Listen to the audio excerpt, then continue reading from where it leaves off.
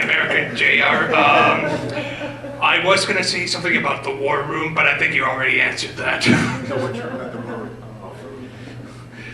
No, basically, the things it was in the same spirit about like legitimate calls coming from the war room, and if being so close to the playoffs, if it's kind of more of an issue trying to get the right calls, or if there's kind of a bias you think about who would possibly get in or not regarding last night, if you see the highlight this morning. Yeah, I think you're talking about the Chicago game. There was a call.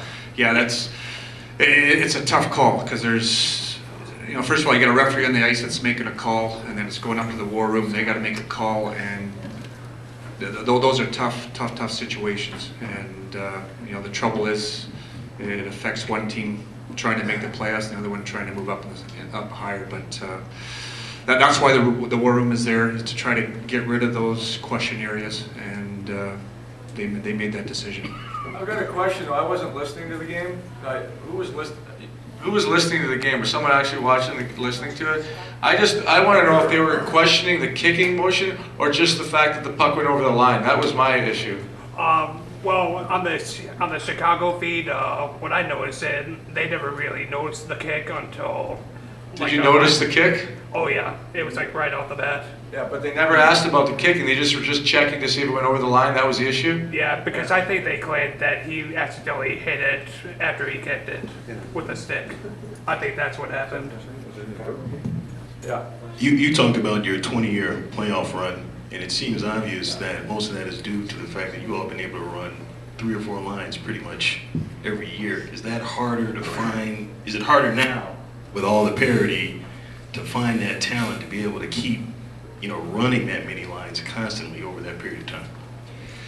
Yeah, there's kind of two pieces to that. It's the parity is spread out through the league, and I'll let Ryan talk about this a little bit. And then the other problem is you have a salary cap to work with, and we all want to be paid what we're worth. And we'd love to have a 35 goal scorer in the third or fourth line.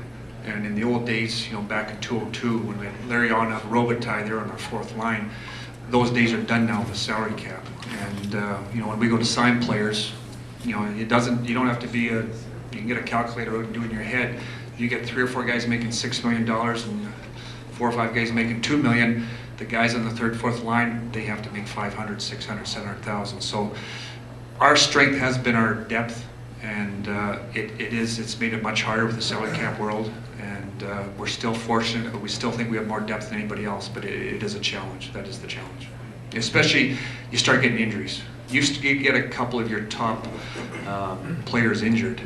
Now you're down to a second-tier player, and it's tough. Whereas in the past, somebody up top got hurt, you move Luc Robitaille and Larionov up into the 1 or 2 spot, and you just keep on moving. Now it's up to these young kids to move in, and it's made it tough for the salary cap. Jim, we love you being here, but your kids are getting a little older, and you saw what happened to Stevie.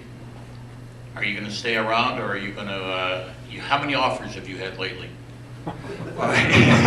Hockey offers. Okay, yeah, easy. Yeah, it's a family show here. I've been very fortunate here. My family, we love it here. We love the city. We're attached to it. Great people, great fans, organization. I signed an extension last year. I'm committed here for 2 more years, and then after that I have options in my contract. So I'm here for 2 more years, and right now no intentions of wanting to leave. We're very successful. Ryan Martin, Ken Holland, Chris Chelios before with Steve Eisenman. We got a great front office staff. Our scouting staff's been together for 15 years, and in the end, we talked about the 20 years in the playoffs. We love to win, and it makes it hard to leave. And like I said, we just want to continue to have success.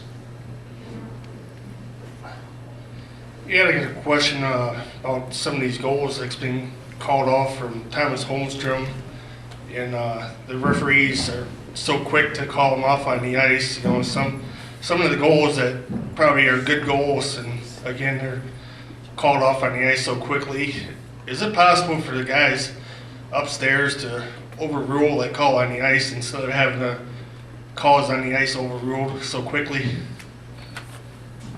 Are you speaking about the Holmstrom and goaltender interference Yeah, call? yeah. That's not subject to video review, and I think the one thing that's frustrating about that call consistently, anyway, in my opinion, is it's such a subjective call.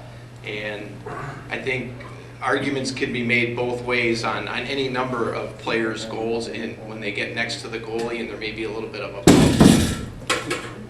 And Ken bumping. It's a hip check. But that's what's frustrating, is that it's not subject to review, so you're dealing with just the subjectivity of the person on the ice, and obviously Holmstrom's got a reputation, and the more goals that get called off, it seems like it bolsters that person's reputation.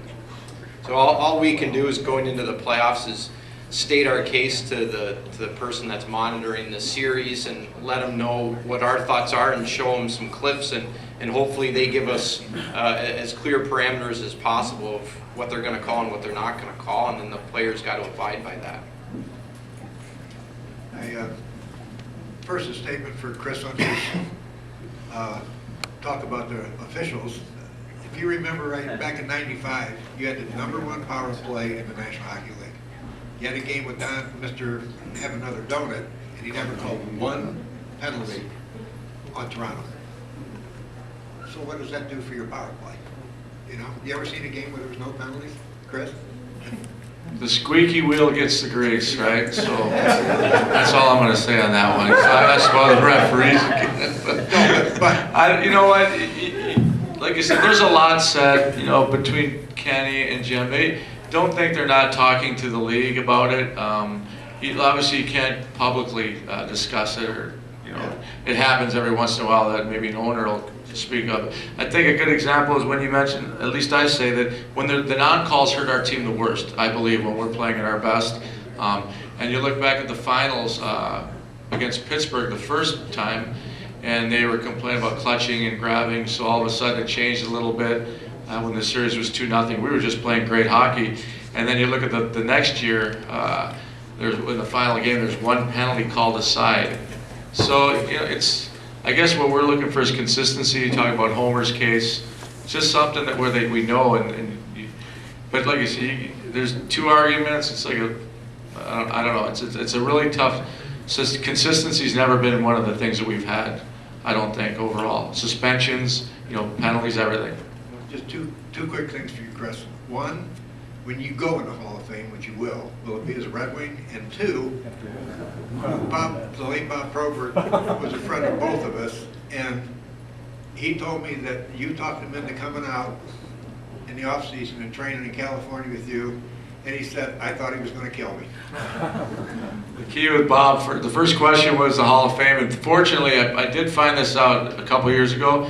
I don't know if baseball does that, but everybody asks that same question if you have to pick a team. There's no team. I think, what do? They just put a hat, or I don't know if it's an NHL hat or NHL Blazer. You get the Hall of Fame. The Blazer. So you don't have to choose a team, which fortunately is a good thing. To be honest with you, I think if it happens, I would have put a USA jersey on.